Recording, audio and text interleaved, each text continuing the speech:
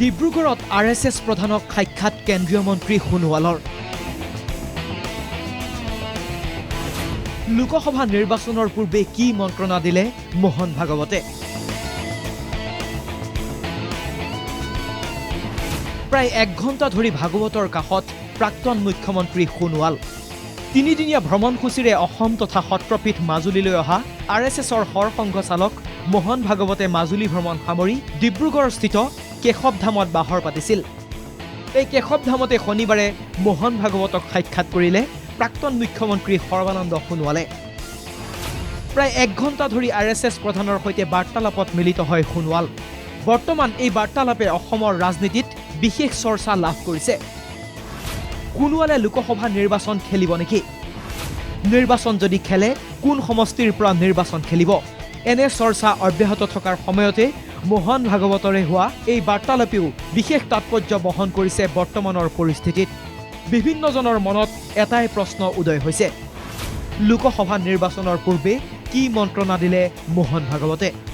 এই কেশৱধামতে কেইবাজনো RSS নেতাকো সাক্ষাৎ কৰে ভাগৱতে। বুজ লয় অসমৰ সাম্প্ৰতিক পৰিস্থিতি সন্দৰ্ভতো। অসমৰ তথা গোটেই ভাৰতবৰ্ষৰ বৰ্তমান পৰিস্থিতিৰ ওপৰত পৰ্যালোচনা হয়। আলফা চুক্তি সন্দৰ্ভতো মত বিনিময় কৰে স্থানীয় নেতাৰ সৈতে। আৰু আমি সকলোৱে ইয়াত গম পালোঁ যে যোৱাকালি আলফাৰ লগত এটা কেন্দ্ৰীয় মন্ত্ৰীসভাৰ এটা চুক্তি হৈ গৈছে। সেই বিষয়েও তেখেতে অৱগত হ'ল, হৈ পেলাই অত্যন্ত আনন্দ প্ৰকাশ কৰিলে আৰু অসমৰ পৰিস্থিতি ক্ৰমে ভাল হৈ আহিব এইখিনি আশা কৰি পেলাই তেখেতে ইয়াৰ পৰা ৰাওনা হৈ গ'ল। ইয়াৰ পূৰ্বে মাজুলী ভ্ৰমণ সামৰিয়ে RSS প্ৰধানজনে শুকুৰবাৰে ধেমাজিত উপস্থিত হৈ ধেমাজিস্থিত RSSৰ জ্যেষ্ঠ নেতা ডিম্বেশ্বৰ বুঢ়াগোহাঁইৰ বাসগৃহত নৈশ আহাৰ গ্ৰহণ কৰে।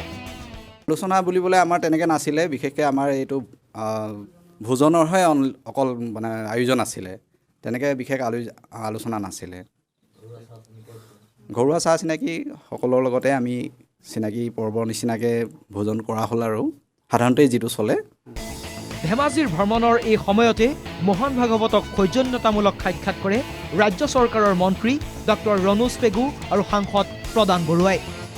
ধেমাজিৰ পৰা হৰেন্দ্ৰনাথ শৰ্মা আৰু ডিব্ৰুগড়ৰ পৰা হিৰণ্য কৌশিক বৰাৰ ৰিপৰ্ট NKTV।